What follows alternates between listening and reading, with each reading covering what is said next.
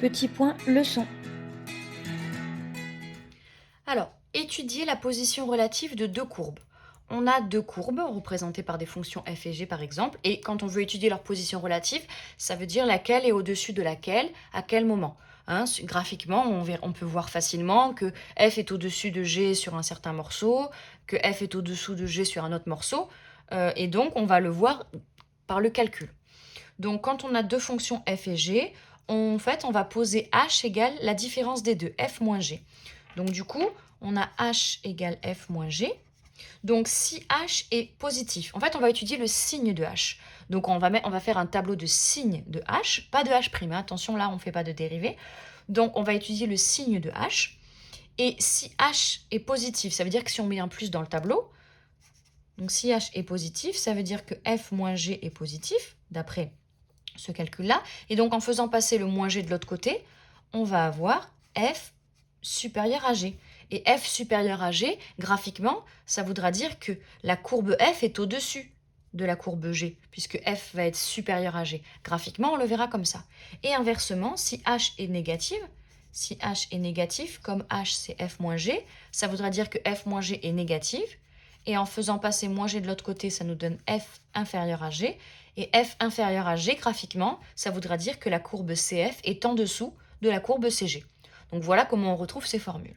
Donc, première étape quand on doit étudier la position relative des deux courbes, on calcule la fonction h qui est la soustraction de f et de g.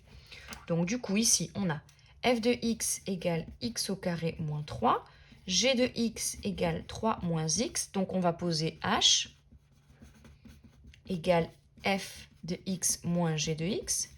Donc du coup, on fait la soustraction des deux. Donc f, c'est x au carré moins 3. Et moins g de x, ça veut dire qu'on va soustraire g, donc on va changer tous les signes de la fonction g. Donc 3 devient moins 3 et moins x devient plus x.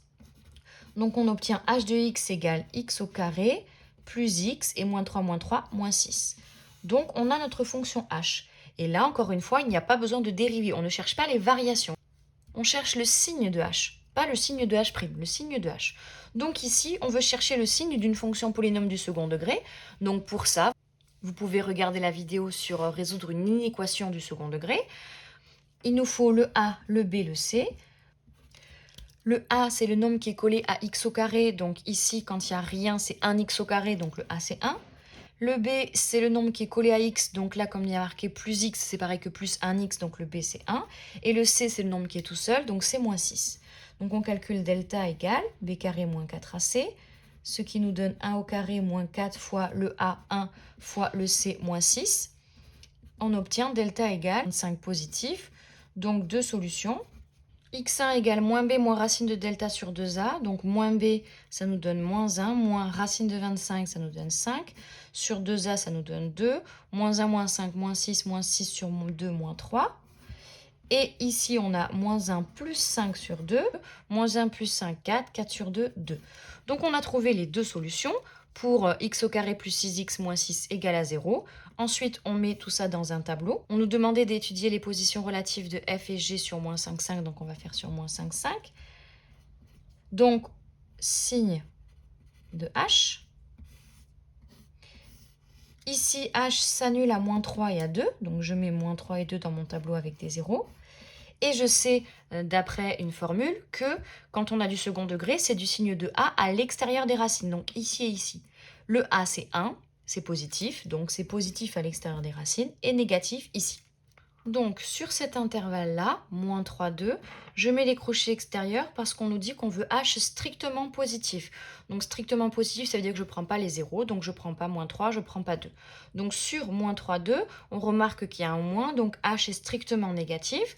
Donc, comme h, c'est f moins g strictement négatif. En faisant passer le g de l'autre côté, ça nous donne f strictement plus petit que g. Donc, cf sera en dessous de cg, sur cet intervalle-là. Sur l'intervalle moins 3, 2 ouvert, la courbe représentative de la fonction f sera en dessous de la courbe représentative de la fonction g. Ensuite, sur ces deux intervalles-là, Donc, moins 5, moins 3, union 2, 5. J'ai pris ces deux morceaux. Comme il y a deux morceaux, je mets un union. Et encore une fois, vu que je veux strictement positif, strictement négatif, je ne prends pas les zéros. Donc, je ne prends pas moins 3, je ne prends pas 2. Donc, sur moins 5, moins 3, union 2, 5, on remarque qu'on a des plus. Donc, H est strictement positif. Comme H, c'est F moins G est strictement positif. En faisant passer G de l'autre côté, j'ai F strictement supérieur à G. Donc, la courbe représentative de la fonction F sera au-dessus de la courbe représentative de la fonction G.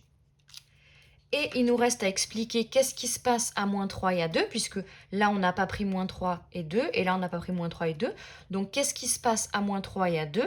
En fait, la fonction, elle va s'annuler. H, elle va s'annuler. Donc, si, comme H, c'est F moins G va s'annuler, et en faisant passer de l'autre côté, on va avoir f de x égale g de x. Donc, ça veut dire que les courbes CF et CG vont se couper à ce moment-là. Donc, CF et CG se coupent pour x égale moins 3, x égale 2. Donc ça veut dire en gros, graphiquement, donc on peut le voir à travers un graphique, hein, j'ai donné un petit exemple pour juste voir visuellement. Ici, en noir, on a CF, la courbe représentative de la fonction f. En vert, on a CG. Donc entre moins 5, moins 3 et 2, 5, donc entre moins 5, moins 3, donc dans cet intervalle, et 2, 5, donc dans cet intervalle, on a F, on a CF qui sera au-dessus de CG. Donc là, on voit bien que la courbe noire est au-dessus, là-dedans, dans cet intervalle, moins 5, moins 3. On voit bien que la courbe noire est au-dessus de la courbe verte, et encore dans l'intervalle 2, 5, donc ici, on voit bien que la courbe noire est au-dessus de la courbe verte. Ensuite, sur moins 3, 2, donc au milieu, on voit bien que CF doit être en dessous de CG, donc on voit bien que la courbe noire est en dessous de la courbe verte.